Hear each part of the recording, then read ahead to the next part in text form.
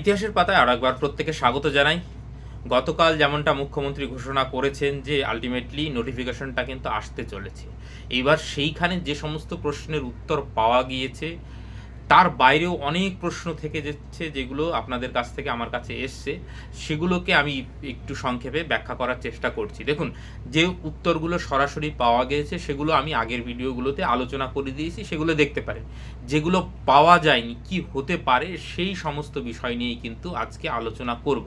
যে প্রশ্নগুলো আপনাদের তরফ থেকে আসছে যে এই যে এসএসসি, তাহলে এর ভবিষ্যৎটা কি, অ্যাকচুয়ালি ভবিষ্যৎটা কি, 2016 সালে ডাব্লিউবি এসএসসি এসএলএসটি যে পরীক্ষাটা হতে চলেছে, এটা তাহলে ভবিষ্যৎটা কি, এইটা নিয়েও কিন্তু অনেকের মনের মধ্যে প্রশ্ন জাগছে যে আদেও কি, মানে সন্দেহ প্রকাশ করছে না আবার কেসের গ্যারাকলে ফেসে যাবে। এই প্রশ্নটা, সংশয় হওয়াটা খুব স্বাভাবিক। তো দেখুন, যে সমস্ত বিষয়গুলো নিয়ে সংশয় থেকে যাচ্ছে সেগুলো নিয়ে একটু আলোচনা করি।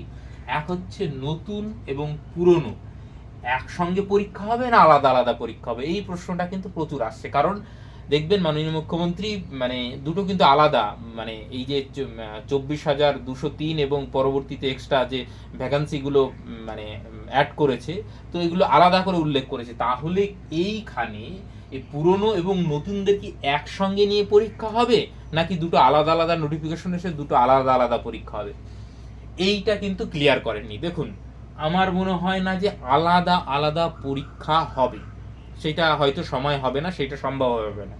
পরীক্ষা একই সঙ্গে হবে, কিন্তু এই যে পুরনো ভ্যাকান্সি, সেইখানে কিন্তু যারা 16 সালের ক্যান্ডিডেট সম্ভবত তারাই সুযোগ পেতে চলে, মেবি, আমি এটা কিন্তু অনুমানের ওপর ভিত্তি করছি, এই দুটো সেগ্রিগেশন কিন্তু থাকতে পারে, এবং বাকি যেগুলো নতুন পোস্ট হয়েছে সেখানে সবাই অ্যাপ্লাই করতে পারবে, বা একসঙ্গে কি হবে সেইটা কিন্তু বলা যাচ্ছে না।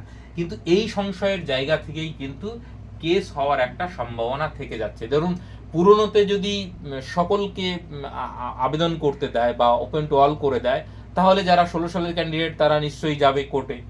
আবার যদি নতুনদের না দিত তাহলেও একটা মানে সমস্যা তৈরি হতো, তারাও চ্যালেঞ্জে যেত কোর্টে। তো এইটা কিন্তু হতোই যেদিকে।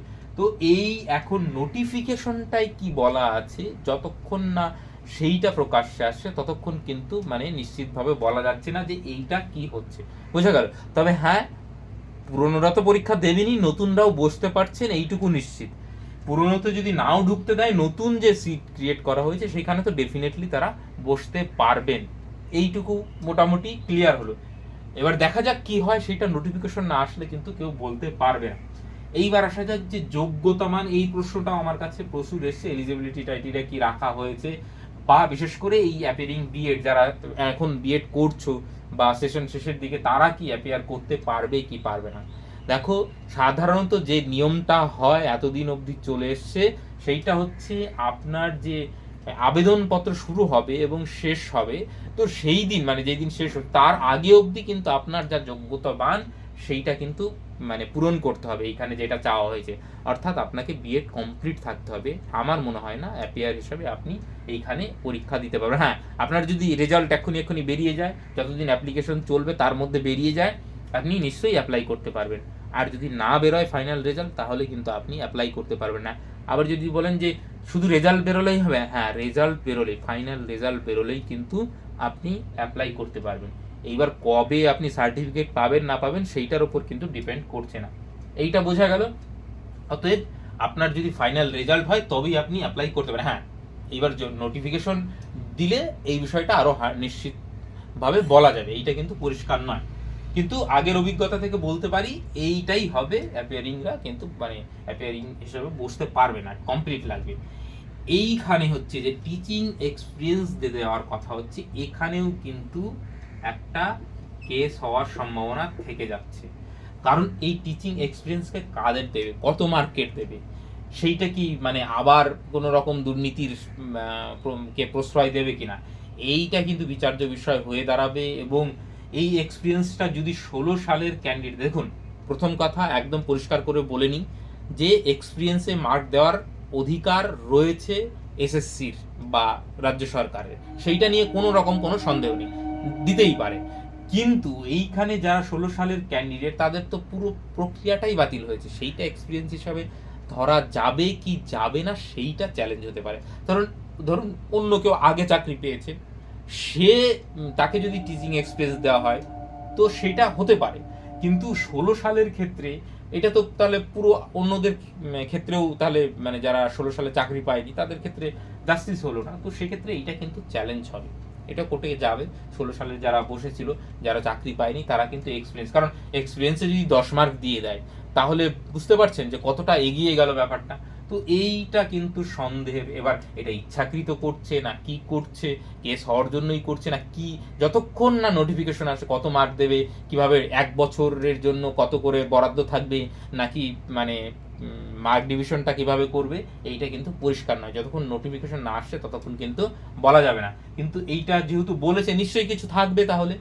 এবার সেইটা যদি কোর্টে গিয়ে চ্যালেঞ্জ হয়ে বাদ হয়ে যায় তখন রাজ্য সরকার বলবে আমি তো দিয়ে চেষ্টা করেছিলাম, ওটা কোর্ট বাতিল করে দিয়েছে, আমার তো কিছু করার নেই। তো এইটা বাতিল হওয়ার সম্ভাবনা কিন্তু রয়েছে। ঠিক, এবার এজ রিল্যাক্সেশনের কথায় আসি। এইবার এইখানে একটা প্রশ্ন হচ্ছে, যারা চাকরি করছে তারা শুধু এজ রিল্যাক্সেশন পাবে, নাকি 16 সালে যারা বসেছিল প্রত্যেকেই এজ রিল্যাক্সেশন পাবে? এটাও কি পরিষ্কার? আমার মনে হয় যারা 16 সালের ক্যান্ডিডেট পরীক্ষায় বসেছিল প্রত্যেকেই হয়তো এজ রিল্যাক্সেশনটা টেকনিক্যালি পাওয়া উচিত, কারণ তাদের সঙ্গেও বঞ্চনা হয়েছে।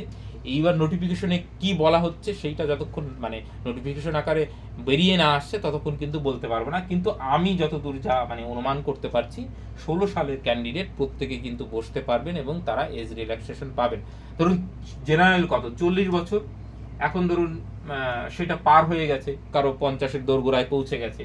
তো সেক্ষেত্রে যদি 16 সালের হয়ে থাকেন ক্যান্ডিডেট তাহলে নিশ্চয়ই আপনি বসতে পারবেন, এটাই আমার অনুমান। এজ রিল্যাক্সেশনটা এবং মানে আপনার যতটাই হোক আপনি বসতে পারবেন। আর সব থেকে বড় কথা, এক্সামটা কি আদেও সুসম্পন্ন হবে, এটা হচ্ছে লাখ টাকার প্রশ্ন। এইবার দেখুন কেন বলছি, রিভিউ পিটিশন আগেই গতকাল মুখ্যমন্ত্রী বলে দিয়েছেন রিভিউ পিটিশনে যা হবে সেটাকেই আমরা মান্যতা দেব।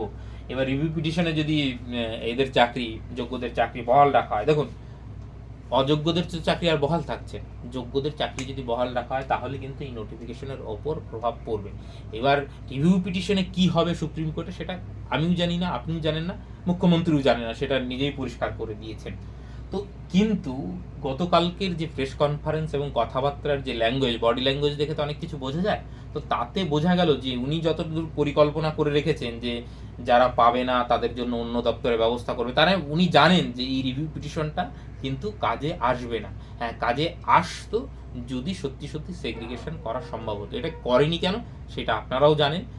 কিন্তু আমার মনে হয় না যে মানে এই মানে পরীক্ষাটা কেস হতে পারে, সে একটু এদিক ওদিক হতে পারে, কিন্তু পরীক্ষাটা আলটিমেটলি হচ্ছে বলে আমরা ধরে নিতে পারি। কেন বলছি, যে কারণ রিভিউ পিটিশনে যদি কিছু না হয় আলটিমেটলি পরীক্ষাটা তো নিতেই হবে। এবং মাননীয় মুখ্যমন্ত্রী বলেছেন যার চাকরি চলে গিয়েছে বা মানে তাদেরকে অন্য দপ্তরে ব্যবস্থা করবে, তাহলে নিশ্চয়ই তিনি কিছু ভেবেছেন।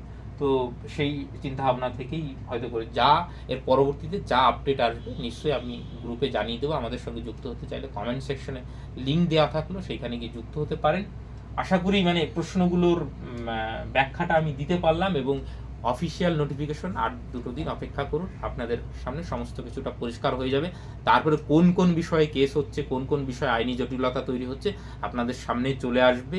এবং নিশ্চয়ই মানে এইটা নিয়ে তো কোর্ট কেস হবেই, এটা একদম মানে কনফার্ম, মানে বোঝাই যাচ্ছে। এবার হ্যাঁ, যখন নোটিফিকেশনটা আসবে তার ল্যাঙ্গুয়েজ কি রয়েছে তার উপর ডিপেন্ড করছে যে কি হবে না হবে। ঠিক আছে, সম্ভাবনার কথা বললাম, এখন বাকিটা আপনার প্রিপারেশন নিতে থাকুন এবং পুরনো সিলেবাস ধরেই পড়তে থাকুন। সাবজেক্ট বেস পরীক্ষা হবে, আগেও বলেছি এখনও বলছি, এবং সেক্ষেত্রে আলাদা করে পিটি নেওয়ার কোনো সম্ভাবনা নেই। দেখা যাক কি হয়, এবং যদি মানে একসঙ্গেই পরীক্ষা হয় সেক্ষেত্রে কিছু টিচিং এক্সপিরিয়েন্সের উপর ভিত্তি করে কিছু কোশ্চেন বা কিছু অ্যাড করতে পারে, সেটা আলাদা ব্যাপার। কিন্তু আলাদা করে পিটি পরীক্ষা এই মুহূর্তে বা দুটো আলাদা পরীক্ষা আমার মনে হয় না সেটা সম্ভব। ঠিক আছে, থ্যাংক ইউ।